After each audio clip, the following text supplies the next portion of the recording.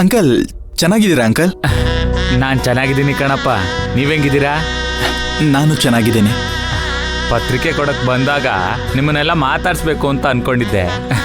ನನಗ್ ಬರಕ್ಕಾಗ್ಲಿಲ್ಲ, ಅದಕ್ಕೆ ನಾನು ಹೆಂಡ್ತಿನ ಕಳಿಸಿದ್ದೆ. ಏನು ತಪ್ಪು ತಿಳ್ಕೊಬಾರ್ದು, ದಯವಿಟ್ಟು ಬರ್ಬೇಕಪ್ಪ.